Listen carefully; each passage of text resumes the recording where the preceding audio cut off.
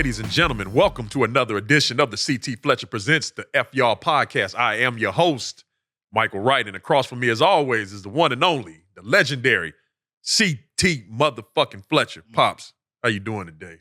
I'm blessed as always, you wily coyote-looking motherfucker. See, I was I had to get him first. I had to get him first. I was trying to be nice, but for all of you who know, Mr. CT has a saying that says, somebody got to be the baddest. Oh, hell yeah. And damn it, I think we found the baddest. The baddest is him.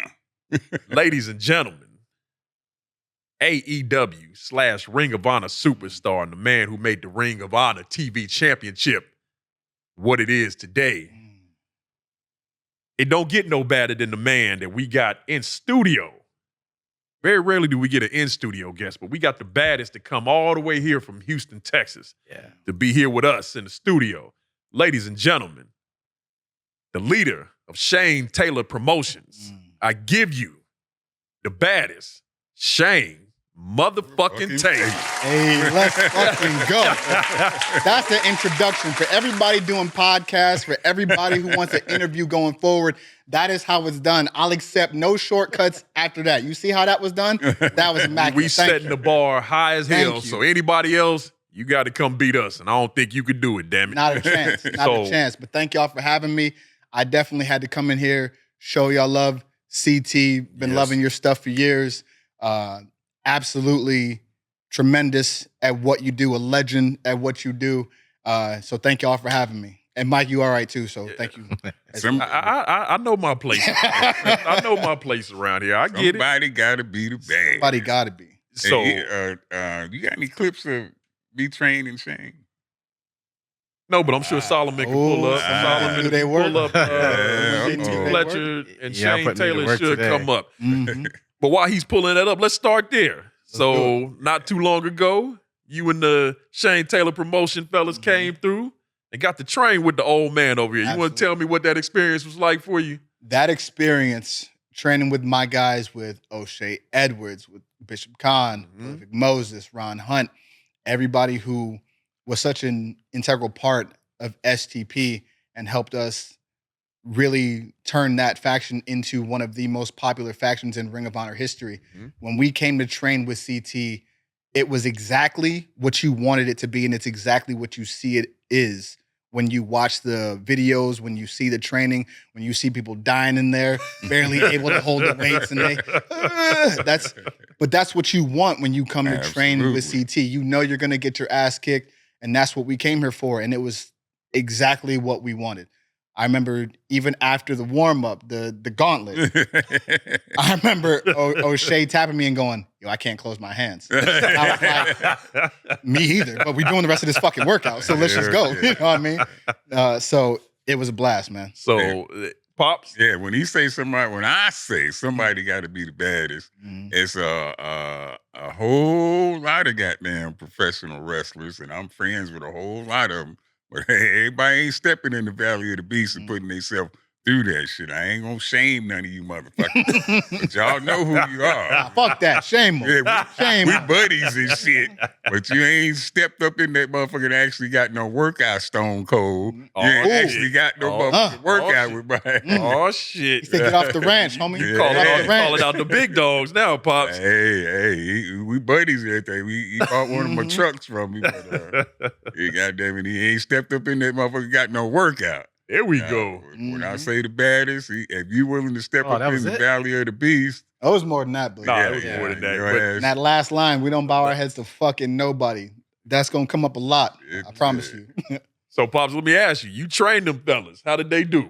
Hey, I'm going to speak about Shane since Shane is here. And one thing is for goddamn sure. When I say the baddest, he can claim that shit for real because he did not. I mean, I threw the fucking book at his ass, and he threw the motherfucker back at me. We throwing shit at me, goddamn. The damn shit is this. Throw my goddamn book right back at me like that. At least Samson. Samson younger and shit. But Shane, like, seriously, like, you know, we've been kicking it today, and you've talked about CT. What does that mean for somebody like that to give you that kind of accolades, man? Man, for me, the adulation from fans or just normal people around me doesn't mean a whole lot to me. Not that I don't care, but like it's my job to give them what they want to see. My biggest hope for my career, my biggest hope for my legacy is for not only my peers, but the generation before me to see what I do and go, damn it, kid, that's how you get it done. Yeah. That's how it's supposed to be done. That's the way we envisioned it going. That's the way that we would have done it, especially given the opportunities that we have in this day and age. So to hear that from a man like CT means the world to me because it's very rare that you find real cats in this world, in any industry, but especially with the industry that y'all are in, especially with the industry that I'm in, being real is damn near, it's damn near a handicap. You know what I mean? Right? Yeah. So to hear that from him is just, it's just one of those things that let you go, all right, I'm exactly where I'm supposed to be. Now, I already know it's going to be somebody watching this shit that's going to look at that and be like, that doesn't look hard. They ain't never done it. Say that shit if you want to. Say the shit if you want to, but anybody, you think this shit is easy, bring your ass on out here and try this shit. And give it a fuck. And try, and I guarantee you, your ass might lock up like a bad transmission halfway through this shit, because that shit ain't no joke. The first time I did it, shit took me 30 minutes to finish this shit. Don't nobody give a damn about them tears either. You just have to cry. Nah, none of that. So Shay, let's start from the beginning. I'm interested. When you told us you would be on the show, I wanted to research you. It ain't a lot of shit out there on Shane Taylor. And talking to you, I understand why. So let's start from the beginning. Let's start from your childhood. Where you from? Tell us about your childhood, because I want to know what got you to the point where you are now. What made you the baddest? What made you the baddest? What brought you into where you are now? I am a kid from the east side of Cleveland, Ohio. Father was in the military. Mother was a nurse and a teacher. They did their very best with the environment that they had around them. And I grew up, as a lot of kids did, especially when you're in the inner city. You see a lot of violence, a lot of drugs, a lot of, stuff that traumatizes you, and you realize what it is as you get older, but it was about survival then. I've probably had to bury more people by the time I was 12 than I care to even think about, right? So from a young age, having to deal with that, having to also help raise my brothers, walking into situations that even adults now, even in their nightmares, wouldn't want to walk into, that prepares you for life. It does take away some of the childhood. Absolutely. But being Black in this society, we don't really get to be children long. We have to grow up fast. We have to be ready for what the world is going to throw at us. And so as I look back, I wouldn't change a thing, because that's exactly what made me into the man that I am now. It's made me into the father that I am now, the friend that I am now. I am able to handle situations that would break the average person, but I can't be broken. This is who I am. Someone has to be the fucking baddest, and that's me. Pops was in the military. Mine also, we had that in common. My dad was also in the military.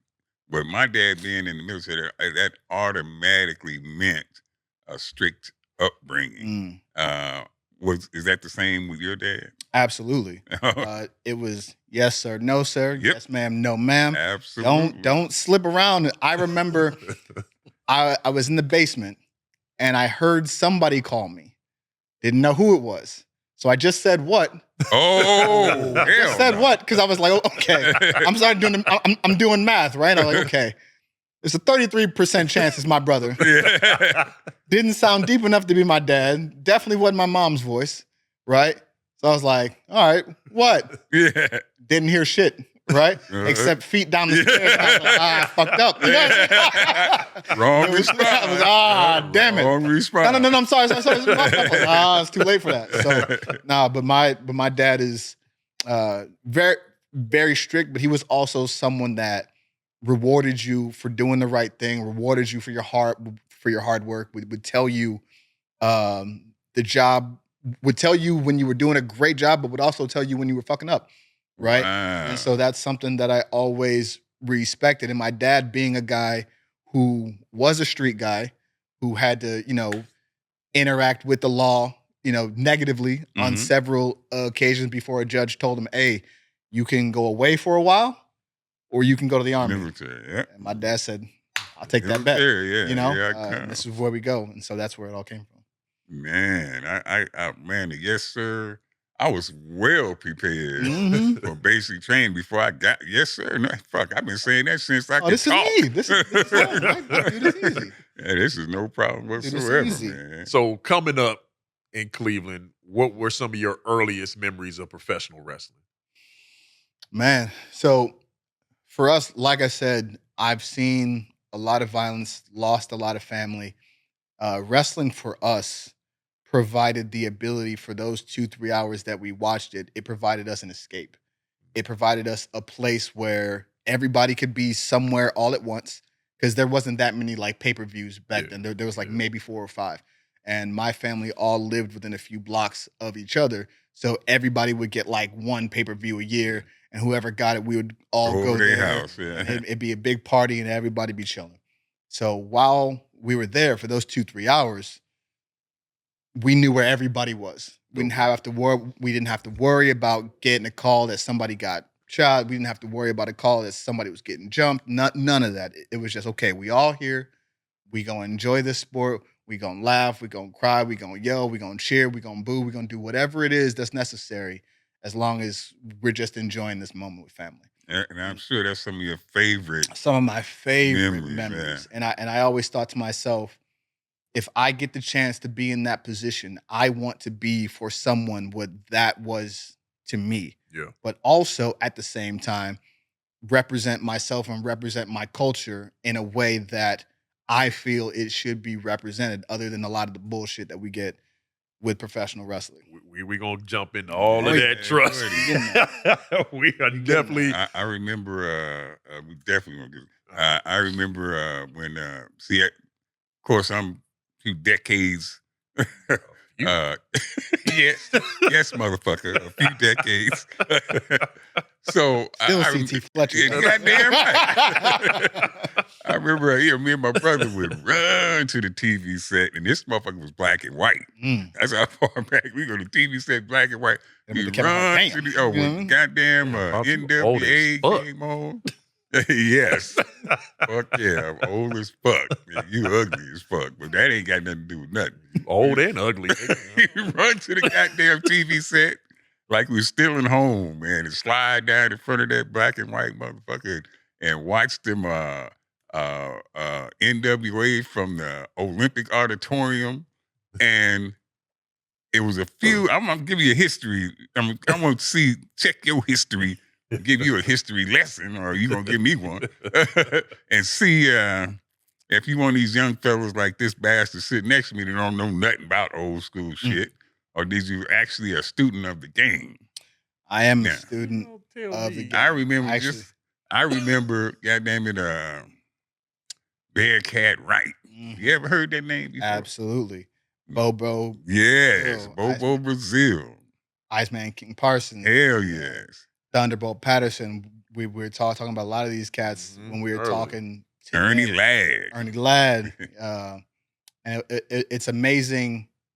And I look up to these men so much because to be able to carve a path in this industry in that time period, when you had one black wrestler per territory, when the other superstars of the 70s and 80s, when all these cats that people love so much and applaud so much and put on this pedestal treated you like absolute garbage. And that's the truth. You know what I mean? From the fact that not only did you have to walk out there, and at that time, I'm sure it was easy to garner hatred. If you had to make them love you, the challenge in that itself, along with the fact of you trying to tell this story and implement this character and show your culture, and then on top of that, have someone steal your shit, steal your culture, go make millions, and now people looking at you like, well, what else do you do? What do you mean? What else can I do? I'm me. Yeah, absolutely. I'm me. You don't just get to Elvis this shit and pretend you get to be somebody else. Like, what are we talking about? But so to endure all of those things and to still create legacies that they did is absolutely incredible. Absolutely. I mean, I remember Bobo Brazil and the flame-throwing Sheik having one of the big rivalries of my childhood. Oh, my God. When the Sheik would throw them flames on Bobo. Oh, my mom and me and my brother would be super upset with that. Super mad. Would kill the goddamn Sheik. Bro, who should be recognized as the first Black world champion and doesn't get that. Absolutely. And doesn't get that recognition. People totally fucking forget about that. And I love Ron Simmons. I love him to death. The man inspired me to wrestle. Bobo Brazil was Bobo first. Brazil should get that Bobo Brazil was first. People, they just, because I think because they're too young. They don't, and the grandma or somebody like my old ass ain't told them. But Bobo was first, goddamn it. Bobo Brazil, there he is. That process. Hey, man. So, Shane, who were some of your favorite wrestlers coming up? Well, studying the tape, I would love to see old tapes of Bobo. Bad News Brown was one of my favorites. Oh, Bad News, boy. And for me, once I really started to watch it and started to even look over into the Japanese wrestling, you look at guys like Stan Hansen, you look at guys like Vader, just big, bad motherfuckers who just punch you in the mouth. And I was like, you know what? Okay. I don't want to be an Ultimate Warrior. I don't want to be a Paul Orndorff, and no disrespect to them. But it was just like, I can be a bad motherfucker who punches you in the mouth. Oh, hey, that I can do. Yeah. That I can absolutely do. And so once I started, it was like, okay, now I'm studying guys like Terry Gordy. Now I'm studying guys like Bam Bam Bigelow. Now I'm studying these cats, studying guys like The Undertaker and going, all right, this is how they move. This is what they do. This is how this works. Okay, boom, boom, boom, boom, boom. And slowly started adding that to my repertoire. And, you add a little bit of shit talking from the east side of Cleveland, Ohio, and this is what you get. You get STP. You just brought up a name that I've always been a big fan of, Bam Bam Bigelow. When we talk about big men in wrestling, I don't think his name gets mentioned enough. And it should. It should. Pretty acrobatic for a big dude. Yeah, and that's the thing. You hear a lot about Vader, but you rarely, I'm not going to say rarely, but I always felt like Bigelow was just one of those guys that just kind of gets glossed over a lot of the times. Oh, yeah, absolutely. So what was it about Bigelow that intrigued you about him to where you wanted to kind of implement some of what he was doing into your style of professional wrestling? Presence, and for a guy like Bam Bam, you didn't expect the athleticism that he had. You didn't expect the agility that he had. And by the time you finish watching one of his matches, you're like, damn, not only is he this big motherfucker who was punching you in the face, but he did a moonsault. Oh, he did this. Oh, he out here cartwheeling and making it look easy. Yep. You're like, okay, this is a different type of cat. And what it is it's breaking the mold of what traditionally wrestling tells you this is what a star looks like. Yeah. This is what a star is supposed to look like. And for too long in this business, when you say, tell me what a champion looks like, a specific image comes to mind, right? It's usually blonde hair, blue eyes, XYZ. And for a guy like Bam Bam, he's like, no, he's going to break that mold. He can be a star, look the way he does, perform the way he does, and be believable that when you leave that arena, you're going, hey, I don't know about the rest of these motherfuckers, but that boy Bam Bam, hey, let me tell you, if you saw him outside, do you want some? I remember seeing him as a kid and just thinking, this motherfucker has tattoos on his head. Like, that motherfucker's crazy. Like, Major Pain. Major Pain is one of my favorite movies. And when I tell you, when he rolled up on the bike after the kids called him to go deal with Major Pain, some of my favorite scenes. So you gonna make me go look at that shit. Oh, that shit was so dope. That shit was so dope. He does a little thing. He tells him, because you remember Billy Jack. Oh, right? Yeah, of course. So he tells him, he's like, hey, what I'm going to do is I'm going to take his left foot, put it across the right side of your face. Bam Bam was like, don't give me that Billy Jack bullshit. He's like, wow, Bam, hit him in the throat. He said, I thought you was going to kick me in the face. You calling me a liar? Bah! I said, damn. Yeah, Laid him out. I said, oh, good shit, boy. it's tough, man. Damn big. Yeah, he was one of my favorites. A mold breaker. Absolutely. Early, even earlier than Bam Bam, mold breaker for what you would think a superstar wrestler would look like. It's American Dream, Dusty Rhodes. Absolutely. Dusty Rhodes was on anybody's level, but you look at, you know, he embraced that shit. Dusty will tell you in a minute, I don't look like the average superstar. And I may not have this, but hey, I will beat your ass. I don't look like the athlete of today. So Hell look, yeah.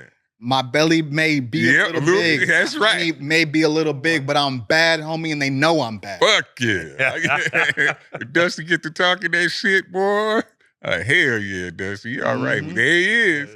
There he is. Absolutely. Dream. Yep. And I mean, he did not fit the mold. He broke the motherfucking mold, made his own mold. And that's what I like about him. Yeah. I had the privilege in Dallas of actually fighting his son Cody. Congratulations to him, and all of his success was beating his ass too. His wife and that bear they had got involved. So remember that shit, homie. I was beating that ass. You know, but I also now you have Dustin. Yeah. All Elite Wrestling, who is now a double champion in Ring of Honor, part of the 6-man tag team champions with the Von Erich boys. Tag team champions with Sammy Guevara. You know, all that is well and good, but you got property that belongs to me too, Dustin. Oh, so shit. since I couldn't fight your dad, beat your brother's ass, I'm gonna be seeing you soon too. Oh, shit. Oh, see, throwing out challenges on the Hell fucking yeah. While we're here, while the world is hey, watching, I might as well say what the fuck You I heard gotta it say. here first, goddammit. Oh, shit. This So- the place to do it. So coming up, what was there a certain point? Was wrestling always the plan, or was there other plan, and you kind of got diverted into wrestling, or was that always the plan coming up? This is what I'm going to do. I'm gonna do what I got to do to get to that point.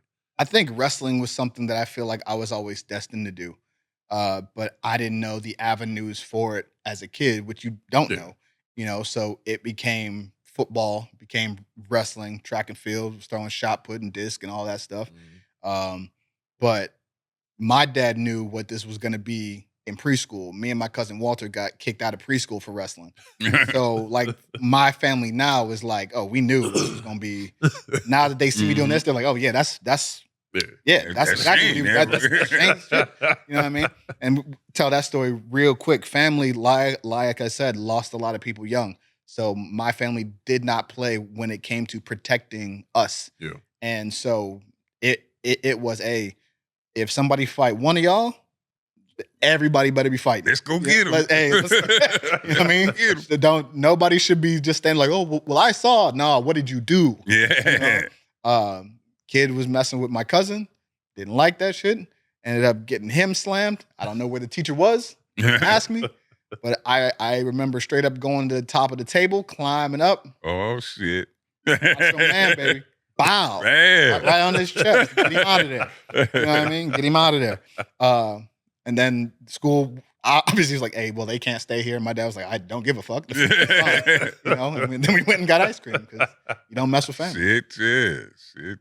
So where did you do your training at? Like when you decide this is what I'm going to do and you found the avenues, where'd you train at and how was that training? Who directed you there first? Because So a guy by the name of Raymond Rowe and Jerry Myers, Eric of Viking Raider fame now on Monday Night Raw and Friday Night SmackDown.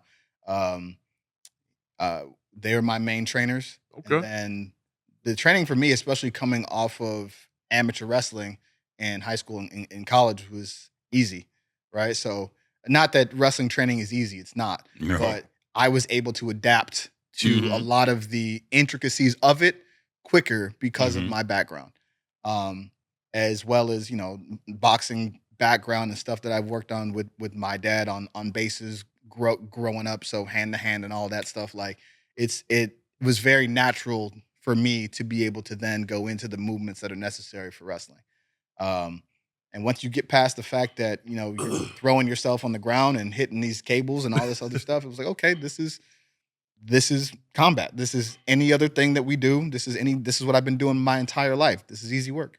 Mm-hmm. What do you think? What if a person walks up to you and says, "Oh, that's fake"? What's your response to that? It depends, as most things do, on the tone that you're taking with it. Well, we this is an asshole. Since I can't slap you because I have children now, my response would be, what's your favorite action movie? You give me your favorite action star. They tell you, Arnold or Stallone, Statham, right? The Rock, maybe. It's like, okay, cool. You saw his last film where he blew up half the city. Paid money to watch the movie. Right. Yeah. Killed 50 bad guys, all that. Yeah. And you like the movie. Yeah. Did he really kill those stuntmen? Well, no. Well, then shut the fuck up. You know what this is then. Yes, right? absolutely. So the point of you coming to me just to say it's fake is you just being a dickhead. And in today's world of social media where people feel like, well, I can talk shit and there's no consequence. Nah, I don't live in that world. I'm not from that world. So when you say some shit like that to me, chances are there's going to be consequences for that. Hopefully they're just verbal for you. Mm-hmm. If you push the envelope and they become physical, well then, my dad taught me to never cheat a man on something that he's worked for, right? So if you're taking that route and you're pushing me because this is what you want, this is what you're working towards, I'm gonna give you what you want. You earn that slap. Have at that. Yeah, you know what? I have a different for people. I trained to be a pro wrestler for a while, and I tell any fucking body, sign up, motherfucker, sign up for class. Hey, man. That shit. There are plenty of schools. Is not fucking easy, but it's entertainment in the ring. But you better believe that some of them motherfuckers entertaining your ass will beat your ass in real life. Will fuck you up on quick, fast, and in a hurry. They will whoop your ass for real, man. I remember Dr. Death or somebody. He fucked that guy. He fucked him. I just saw that clip before I came over here. Slapped him twice, dropped him to his knees. So that's fake. Busted his eardrum. Did that feel fake? Hey, hey, and I understand exactly where it's coming because this shit, professional wrestling is not fucking easy. If it was fucking easy, everybody would be doing that shit. And you have professional wrestlers, Bobby Lashley, and who's the cat now? The fucking Brock Lesnar. Go into the UFC and where it's real fucking. But Brock Lesnar went in there and won the goddamn title. Bobby Lashley in there beating fucking ass. I seen him squeeze a motherfucker and made him tap. I ain't seen. You seen that? Hell yeah. And when you're that strong and you look like that, you can do that. You know what? I don't need no fancy arm bar. I'm gonna just squeeze the shit out of you. And that motherfucker. As you should have. Yeah. As you should have. Because the last thing, it's bad enough to get your ass beat in public. The last thing you want to do is shit on yourself for something else. Oh like my God. And that's what was going to happen. And with the internet today, boy. You ain't never. Boy. Oh, you never live that shit. It's bad enough. You see a cat get knocked out. Bam, they got him falling into being like a steak or some shit. Yeah, you're like, oh, what is going on? I mean, Bobby, people are ruthless. He squoze the shit out of that motherfucker. I said, damn, he tapped him. Hey, that motherfucker, he squoze the damn shit out of him. Executive decision. Oh, hell yeah. He said, I fuck that. Don't let me go, motherfucker. He brought it up. I've asked Goldberg, Stevie Ray, all the same question. How do you think CT would have fared as a professional wrestler? He'd been the fucking man. Been the fucking man. Thank you so much. You know what? This was a thing, I had a job at the post office. Worked 28 years at the post office. Had little kids, and I wanted them to have medical benefits, and and I wanted to be fucking at home with them. When they told me, I was loving it, Shane. I was loving it. I was slamming the shit out of my. I love that shit. And but when they told me I was going to be in a different arena every weekend? Yeah. And on the road fucking 300 and some days a year? I said, no, I just go ahead and take this little And that was post office check. And that was one of the things that for me as a father now, I didn't want those horror stories that you hear from some wrestlers' kids now where they're like, yo, I saw my dad more on TV than I saw him at home. Person. Heard it from more than one. I didn't want that shit. You know what I mean? So we're blessed to be in a time now where we have time at home. Right? That's great.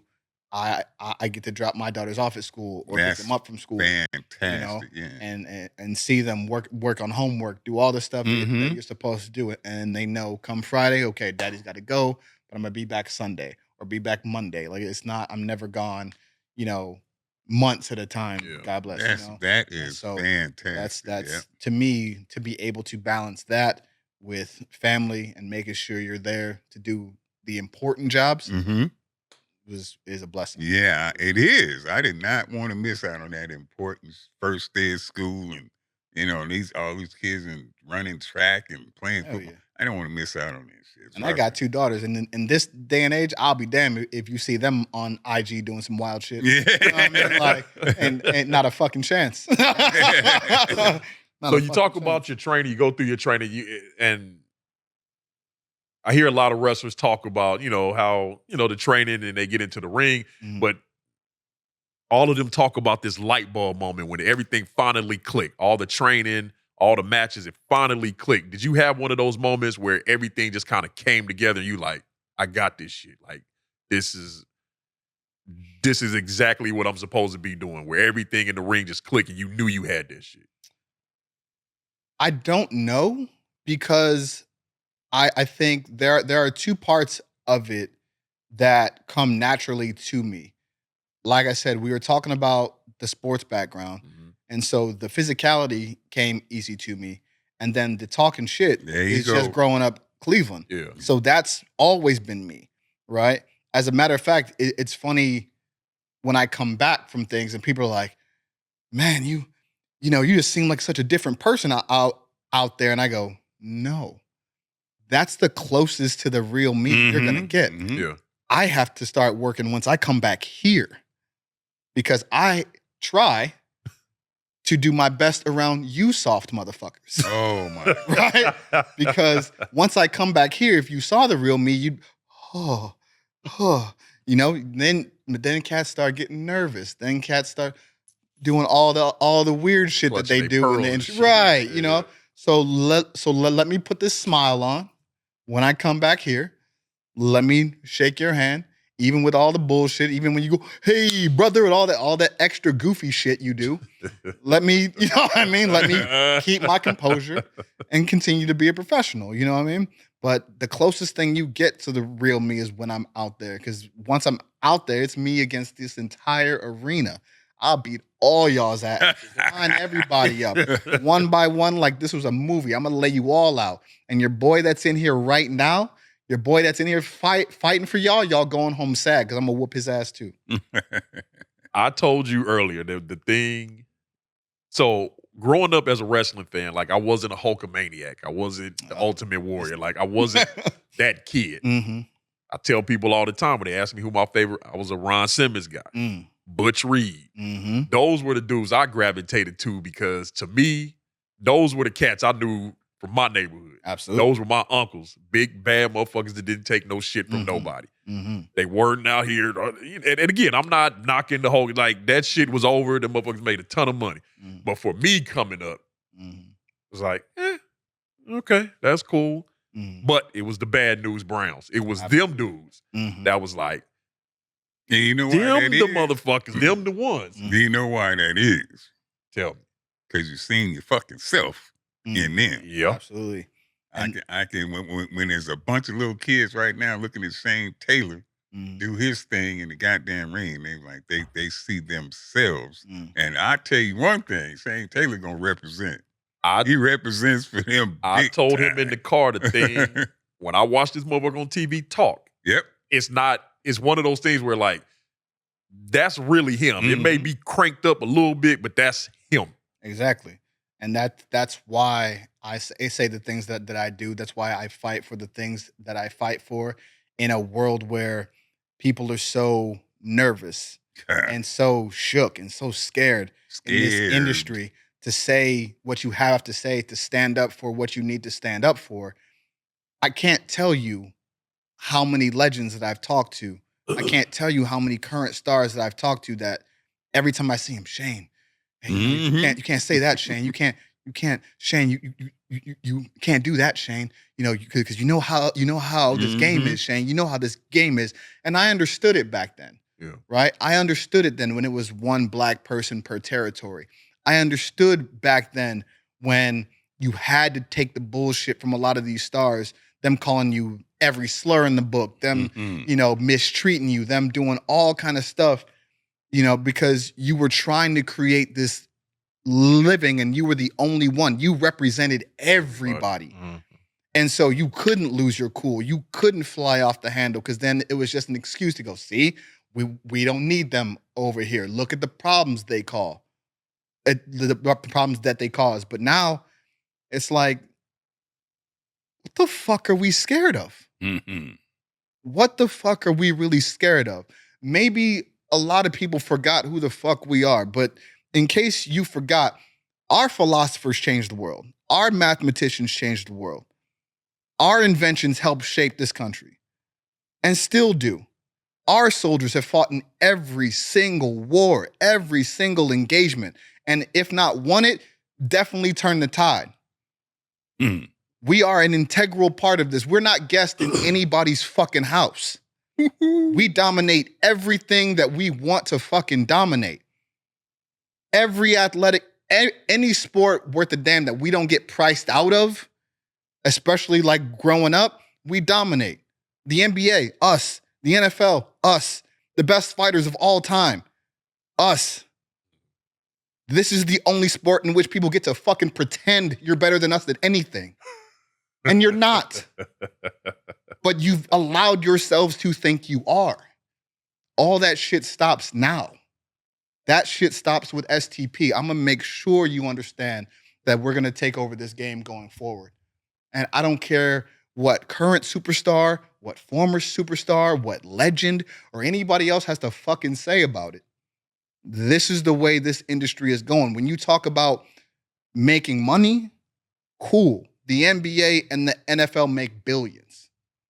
When you talk about being the best, you can't do that when for decades you've suppressed the talent around you because you don't want them to really compete with you because once they do, that's your ass. So don't tell me about being the best. We're going to find out who the fucking baddest is. When you said priced out of, I want you to break it down. I'm right with you. I got it 10,000%. So we had this conversation earlier. Some people out of there, they ain't going to get that. So there are sports like... I don't want you to gloss over that. Especially like a sport like baseball, right? When you play football, there's youth football things everywhere in the hood. There's youth basketball camps everywhere in the hood. But with baseball, the equipment is expensive. The traveling is expensive. There's not that many people now that play it. So now you're having to go elsewhere and go travel to do it. And so for a lot of kids, especially in the inner city, you don't get the opportunities to play those sports because it's just out of the economic range of available. It's not available. Not even available. Wasn't no fucking and that's golf not course. And that's not by accident. But no golf courses in Compton. You know what I'm saying? You know what I'm saying? Like no golf courses. You know what I mean? Tennis courts, none of that, right? So you have to go to these places to be able to be introduced to that. And so you get a situation that if you don't know those options are available, you don't have to worry about that competition, right?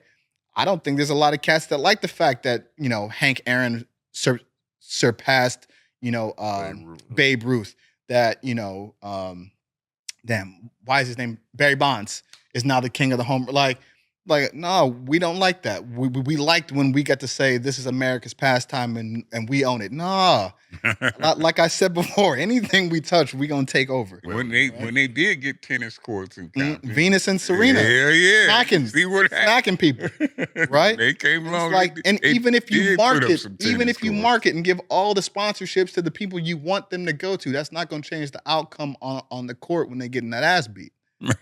This is what it is. So you talked about legends just now. That it's an interesting segue. So we're gonna talk about see how I fit in. See how I fit in. Professional. You on your shit? Professional. See, you just come be the third co-host. Please. So speaking of legends, and there was a particular legend a few months ago that had something to say about one Shane Taylor, and that would be Kevin Nash. So in a clip, and Solomon, you can pull this up, and actually let me go ahead and play the clip, and then we'll let Shane respond. Really broad-shouldered, small-waisted black gentleman that was wrestling Orange Cassidy, because that would not have been accurate. You are pear-shaped. I mean, it is what it is, man. I mean, if you look in the mirror, it's just. But I mean, yeah, let's I'm a 64-year-old man. He's 38 years old. If you can't look better than me, I have your job. I mean, at 38 years old, man, I was already a Triple Crown winner at the WWE. I mean, I had all 3 belts in 1 year. I mean, I was hungry. Hungry. Solomon, you can cut it there. So, Mr. Shane Taylor, I know you responded to this already, but we on the Fuck Y'all podcast. You damn right we are. I want to know firsthand from you out of your own mouth while I'm sitting across from you. You got to say to some shit like that. So here's the thing. I could give a fuck about him calling me pear-shaped, right? That was never the issue for me, right? I am someone, like I said, the way I train for combat, right? I train to know how to throw my hands and how to use my size to my advantage, right? In professional wrestling, there's this stigma on how you're supposed to look and why you're supposed to look this way and all of that. But CT, you've been following combat sports a long time. Absolutely. Let me ask you a question. Have you ever heard "and you're winner" by bench press? Never. Have you heard Never. "and you're winner" by squat? Never. Leg extension? Hell. Leg curl? Never, ever, ever. Tricep extension? Never. None of that shit, right? None of it. Yeah, see, me either, right? The way I grew up, it was knockout, submission, TKO, right? So I don't really give a fuck about him commenting on my shape. What pissed me off was the fact he acted like he didn't know what my fucking name was. That was the issue. Now, he followed me on Twitter. This was a while ago. Now, you don't know everybody that you follow on Twitter. I understand that. But you followed me. That means you had to go to the profile. That means you had to click it, right? That means you had to look, right? So that means you knew what my name is. What is his name, Steve, and all that shit? Okay, bro. If I'm someone that I'm extremely coachable, all the legends that I've had the privilege of working with, CT, when we were training, if there's something that you want me to know, if there's something that you want me to fix, hey, Shane, just that simple. I'll correct it, right? If someone wants to coach, if someone wants to give advice, I am more than willing to accept that advice. I respect Kevin Nash for being the legend he is, for having the success that he has. But when he talks about what he did and what I do, we are in 2 separate planes of this. So, and as far as what he said, I gave it grace the first time. Yep. I said, hey, critiques are a part of the game. That's cool. I appreciate the critique. Hey, I even invited him out to come train with me, come spar with me, let me show you, come work one-on-one with me. Come talk to me, come teach me. You want to teach me about politics? Great. You want to teach me about marketing? Great. You want to teach me about branding and stuff that you could help me with? Fantastic. Would love to hear it, right? But what you're not going to do as a grown man is sit on your platform and then think I'm going to behave like the rest of the talent that looks like me, like they had to behave. That you get to just run your mouth about me, and that's just going to be what it is. And you just get to say what you want to say. And yes, sir, Mr. Nash. I'm getting the fuck that. Right? I gave you the chance. Hey, come show me. Come spar with me. Come train. And you showed me the other clip of his co-host. Yeah. right? Yeah. Well, if I put on my magic glasses, what it sounds like, bitch, if I wanted to say if I wanted to word it a different way, I would have worded it differently. I told him exactly what I wanted to tell him. Come work with me, come train. We can talk about all the shit you're talking about when we're training, right? Because then it's one-on-one. It's not across the internet, it's not YouTube, it's none of that. We sitting right here and we can have a conversation like men, right? I am not of that past generation. You do not just get to talk shit to me and run your mouth and think there's no consequence. And I also then said, hey, cool. You said, hey, I've had more surgeries. I'm this and that, That's cool, right? At that point, it's, hey, this is not where I'm trying to take that. This is what I'm trying to do. If you're offering me advice and offering me help, great. I told you, 6 months from now, you will see a better Shane Taylor. I promise you that. I'm going to take that advice, but I will tolerate no disrespect from anybody. Man, oh man, oh man. Look, I have now look, you would think. I knew you was gonna have something to say. Yeah, I do. I got a story. I got a fucking story. Oh, all old motherfuckers got a bunch of stories. Look, I had a guy saying that I fucking idolized damn near as a kid. Mm-hmm. His name was Leroy Colbert. Mm. He was the first motherfucker in the world to have 20-inch arms. Hell yeah. He's a black dude. Hell yeah. Old dude. And he was, I looked up to the dude when I was a kid. I said, I'm gonna have me some fucking 20-inch arms too, goddamn. Mm-hmm. And so I finally, got the YouTube and shit. And finally got my 20-something. And Leroy Colbert chimed in, just like Kevin did. Mm-hmm. Leroy Colbert chimed in and he said, you know what? I don't think that C.T. Fletcher is drug-free.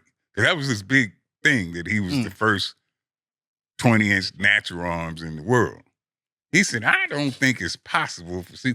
And I said, wow, sir, I really, I hate to hear you say that, but, you're my elder, and I was always raised to respect my elders, and I'm just sorry you feel like that. And, I really, I'm disappointed. And you would think that'd be enough for the motherfucker to leave me alone. You would think. You would think. You would think. Try to be nice, like you tried to be nice the first time. Tried to be nice. Tried to be respectful. And respectful, because that's where I was brought up. Of course. Brought up to respect my elders. Of course. And Leroy wouldn't leave me alone. Leroy kept going, rest in peace, gone now. Mm-hmm. Rest in peace. But Leroy kept fucking with me. And Leroy said, yeah, he ain't natural. I can tell that he ain't natural. And I said, you know what, you old bastard? Hey. Now, goddamn it, you think you the only motherfucker that God ever created out of all these billion motherfuckers on the planet that ever in history, you the only motherfucker to get some 20-inch arm natural. I said, nigga, you special. Yeah. Your ass is real special. But I'm going to tell you right now, you keep talking, I'm going to come over there and slap the shit out your old ass. Now, you did real good in here, but I never, hey, Leroy, that motherfucker, senior citizen, early bird special motherfucker was, I'm one now, but goddamn, he was one then.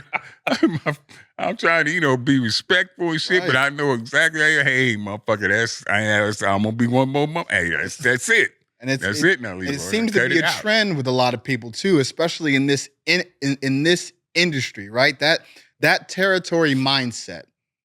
And I'm not attributing this to Kevin. So all the clickbait cats out there, easy, right?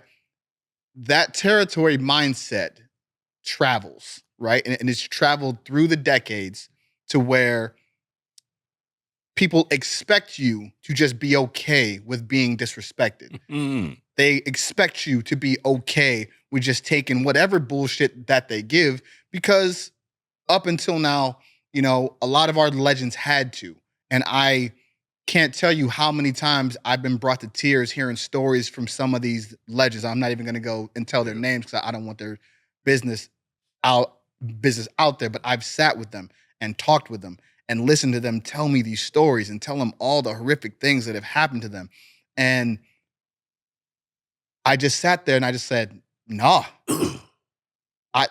Listen. Okay, it's gonna cost me this, cost me that. Cool, but I have to look in the mirror every day, and I will be damned if I let anybody disrespect me, anybody treat me like that. To then have the work that they all put in to get us all to this point now, to let that just be spit on, stomped on, because somebody thinks they can disrespect you. Like, nah, because you don't do other groups that way. Yep. Right? There are groups that you wouldn't dare disrespect. You wouldn't dare. But because you don't see a consequence when it comes to us, because you don't see an immediate consequence in the money you lose or in any altercations, you think it's okay. I grew up, when I was watching wrestling, I had to watch legends be imitated with blackface. That's what I saw. But it's entertainment. Entertaining to who?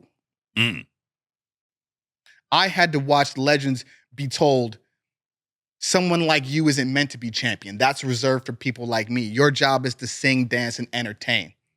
I had to watch legends being told, why don't you go back to the hood where you came from? I had to watch men who made history have a sheet put over their head, eyes cut out, and pretend to be ghosts. Like, you don't know the cultural significance behind that, but you think it's funny. I'm not fucking laughing. Not even cracking a fucking smile. It's funny. I just saw a clip the other day of the fake George Bush with Crime Time attempting to call them the N-word. You get these, you get... Who is that funny to? Because it ain't funny to us.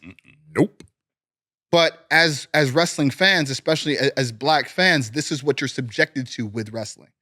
Because this is because you feel like, well, this is all we have. It's made so many fans jaded. It's made so many fans skeptical that even when great shit happens, even when phenomenal shit happens, when you have a Kofi win the world championship, when you have a Big E win the world championship, a Bobby Lashley, a Swerve Strickland, you almost don't even get to enjoy the moment because it's then becomes the countdown to when they're gonna take it off them. Yeah. It becomes the countdown to, well, when is this gonna end? You don't even get to really enjoy and believe anymore. Can we show Swerve Strickland a little love real quick? Yeah, Absolutely. The first black man to main event at Wembley Stadium. We are in 2024 and we are still saying the first black this, first black. But regardless of all of that, I texted him yesterday. I said, brother, you are etched in the history books. And he just texted back and he was just like it's still hard for me to process that all of these years, I'm the first black man to headline at Wembley Stadium. The mogul. And seeing that man's work ethic, he really is the best. Now there are going to be people saying, well, if you're the best, of course you're going to get that. No, that's not how this shit works. Well, see, Here's the headline here. Swerve Strickland says political moves prevented his success in WWE. Right. Now he didn't delve into that. Yeah. Right. So it's not my role. Right. But we have to be the best. I've seen time and time again average cats with glaring holes in their game be able to reach the mountaintops. So don't tell me this bullshit about, well, if you're the best and you go up, stop it. You know what I mean? We have to be the best. We have to do it 2 times better, 3 times better. And then, and it's, but that's what we expect. But you know what, for me, you got Solomon, you got Rocky Soul Man Johnson on there. Because this, for me, was a Tony Atlas too. Tony Atlas and Soul winning the championships. I mean, this was monumentous for a kid, growing up in the 60s and early 70s, and to watch the Soul Man not have to kowtow and cow down and shuffle, What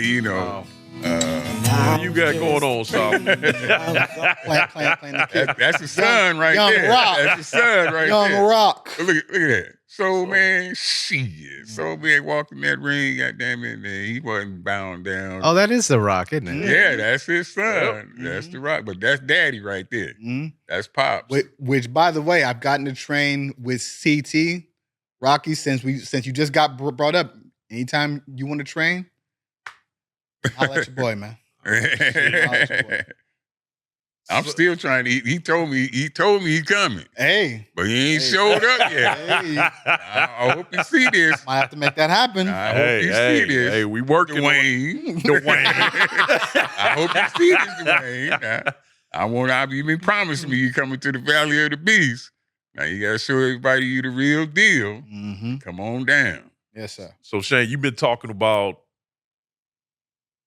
you being the catalyst for that change in professional wrestling. Mm-hmm. I'm gonna ask you, Mm-hmm. even though you've already kind of started doing that, but what's going to be like, as far as the change you see that you want, what exactly is that change that you want to see in professional wrestling? I want wrestling to become a predominantly black sport. Ooh. Now, like I said, when you talk about please business, explain. when you talk about business, Because that's going to ring money, some bells right of course there. it is. Of course it is. And the initial reaction is going to be by stupid people, right? Who, well, if you want more black people, that must mean you want less white people. That's not what I said, dumbasses. Like, when you look at the event that the WWE had in Puerto Rico, that was incredible. Mm-hmm. If you don't think that event inspired thousands of Puerto Rican fans to maybe want to try this, you're out of your mind. If you don't think that Conor McGregor, being an Irish fighter, inspires thousands, if not millions, of Irish fighters to jump in and follow his footsteps, its representation is going to do that, right? And when you talk about being the best, as I said before, anything we set our minds to that we're allowed to compete in, we dominate. And if you really want to talk about being the best, take the shackles off of everybody, right? Let us use our culture the way we see fit. Don't just take our culture and Elvis it and use it to make millions and then leave us looking like stereotypes. Nah, let us be us. Understand the difference. Let us teach your audience the difference between culture from New York and culture from Atlanta. There's two different things. It's not a monolith of black people. Yeah. And now, and we have had some tremendous strides, but we are still in this almost Jackie Robinson era of professional wrestling when it comes to us. And I feel like the more of us you get in there, not only at the talent level, but in creative, in marketing, in management, in ownership, that's when you will start to see that difference. I am in agreement with you, especially in the creative process of it. Mm. I don't know the ins and outs of professional wrestling, but I don't think it's a lot of people who look like us in the creative side of it. You have very few. One of which is Will Washington. So let me give a salute to him now. He's someone who works tirelessly behind the scenes to put on not only fantastic segments when it comes to promos, but fantastic stories. He doesn't get enough of the credit that he should get for that. And as far as ownership, I know there's a few places. There's VIP Wrestling in Dallas, owned by Lamont Williams. You got Booker T's Reality Wrestling. Ashe Wrestling in North Carolina, owned by Darius Lockhart. But I think right now, and I don't know them all if there are more, but those are the only three in the country that stick out. Whereas Japan has an entire country dedicated to this. Mexico has an entire country, right? And all these other places have entire countries dedicated to that. I think the wave that we can make in professional wrestling by bringing us into this and making this viable. Think about a LeBron James maybe not playing basketball but coming into professional wrestling. Or a Warren Sapp or a Ray Lewis or a Floyd Mayweather. You know what I mean? Like, these personalities, these skill sets to be able to be translated to this could be absolutely phenomenal. And if it really is about the best, you should have no problem keeping up. Well, there it is. The only part I dislike about this show, these hours fly by. And I tend to ramble, so I appreciate it. No. They just fly by. But let me ask you this, and we'll close it out here. We got to do a part 2 to this one day. I'm just gonna put it out there while you're sitting here. We all know at the end of the day, the book is gonna close on all of us. When it's all said and done for Shane Taylor, what do you want your legacy to be in professional wrestling? When it's all said and done, the history books open up and they pull up Shane Taylor. What do you want it to say about Shane Taylor? I want my contemporaries. I want children of the future, and I want my predecessors to all look at me and go, yeah, that motherfucker was the baddest of all time. I am convinced. We have a tendency to get a lot of people on this show that seems to be cut from the same cloth as your own. For some reason. We was in the car today and he kept talking about slapping motherfuckers. Shane Taylor, Stevie Ray. Everybody want to slap somebody. Hey, shout out to the expert too, the legit man Stevie Ray too. And Ernest, my segment. Yeah, give my little segment. Okay, hell yeah. So let's go ahead and jump into it before we close. So, ladies and gentlemen, I present to you CT Fletcher because I fucking said so. What you got to say today? Look, since we're on the subject of slapping, I am gonna break it down for you young folks right quick. Oh shit! Why would another man slap? Because slapping is my favorite pastime. Mm-hmm. Now I'm gonna tell you why I like slapping the motherfuckers so much. Mm-hmm. Because it's not just the physicality; it's the degrading. If I slap you, I'm telling you, you ain't shit. In other words, you a bitch. And I'm going to slap you like you a bitch. I'm going to pimp slap your ass. Because I want you to know exactly what it's demanding that motherfucker. You just taking his manhood from when you slap the shit out of him. Masculine. Exactly. Emasculating that motherfucker. Hey, I went to college, motherfucker. Yeah. I just turned you into a bitch. Pops, was you an open hand slapper? Oh, I had all different. You had a repertoire. All different genres of slapping. Forehand, backhand.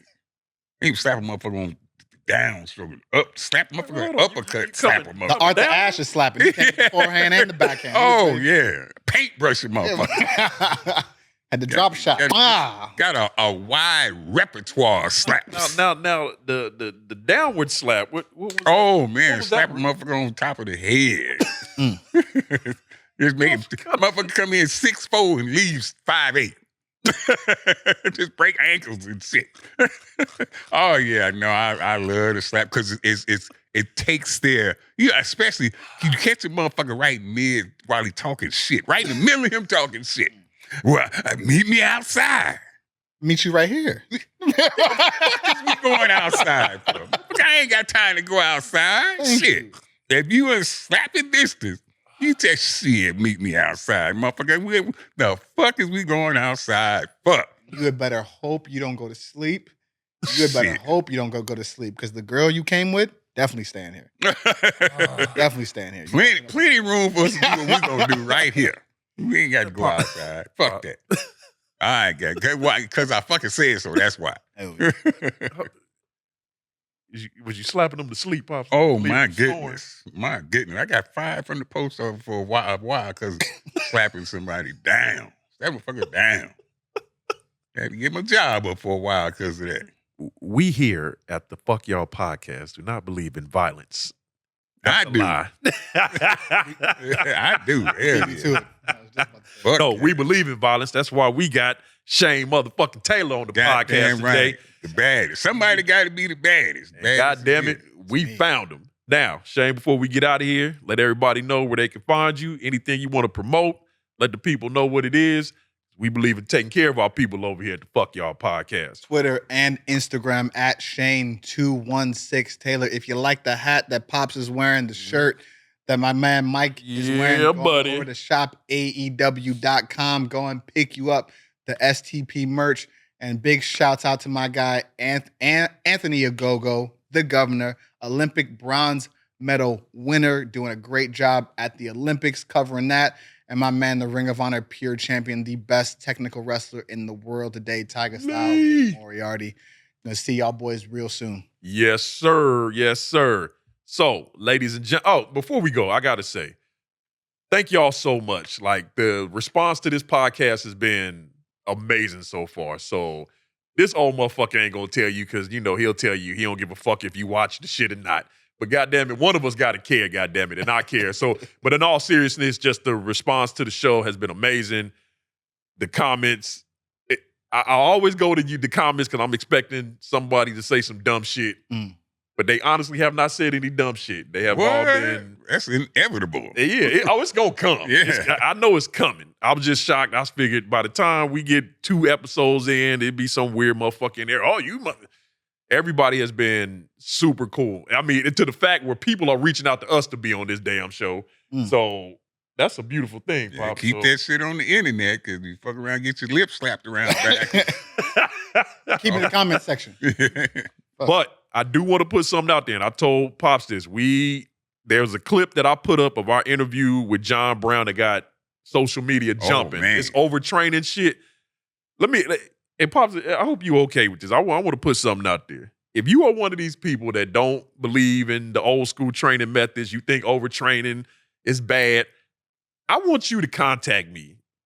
And I want you to come on this show and state your case. Fuck yes. State your case. I'm here. And I'll let the old man over here state his case, because y'all get online and y'all talk a lot of shit. Bring your punk ass over and So sit down on you the couch. believe so much in your training methods, and you think the shit that CT is talking about with his training, bring your ass on to the Fuck Y'all podcast and let's talk about it. You okay with that? Fuck yeah. Open invitation, goddamn. Bring your shit talking ass on over and sit on the couch. God damn it. I'll Zoom your ass in, one of the two, but do this shit face to fucking face. Yeah, we got to be face to face. But don't get too crazy, because you might, what you say, get your lips slapped off. Oh, get that shit slapped all the way around back and be talking to the back of your neck. But there was so much I did not get into with Shane, because these fucking hours be flying by, but we will have Shane Taylor back for a part 2. Shane, thank you so much for coming all the way out here to be on the Fuck Y'all podcast. Absolutely. This has been an amazing conversation. We're going to do this shit again, because there's so much else that I want to touch on that we just could not get to in an hour. But damn it, it was the Fuck Y'all podcast. We appreciate the hell out of y'all, and we're going to end this show like we do every goddamn show. We're going to promote Iron Addicts brand. Now, we wearing Shane Taylor shit today, but we still want you to take your ass on over to Iron Addicts brand and get you some of that CT Fletcher merchandise. If you are not getting it from here, the shit is a fake. And we got all new shit. Look at the stringers we got up there. You motherfuckers been asking for these tank tops, so if you don't buy this shit, y'all some bitches. But y'all been asking for the tank tops. We got the tank tops. If you do buy the shit, you some bitches. All new merchandise. Up on the CT Fletcher word. Everything's up there right now. Hell yeah. Shit. All new merch. We got sleeveless hoodies. We got tank tops. All the shit you want. All your official Iron Addicts gear is right there on ironaddictsbrands.com. Also, the YouTube channel has now been monetized. So thank you guys for that. If you would like to support the show, at the bottom of that video, on the video, you can subscribe, motherfucker. Damn. Yeah, we subscribe. got 8 followers. God damn, man. We got I know 8 we got followers. Shit. We got 8 motherfuckers just buying shit. Nah, but there is a clip on the bottom of these YouTube videos, a little heart. You can click that heart if you want to donate and support CT Fletcher and the podcast. You can do that. We appreciate all of y'all supports. Thank you so much for fucking with the Fuck Y'all podcast. But at the end of the day, it's still fuck y'all.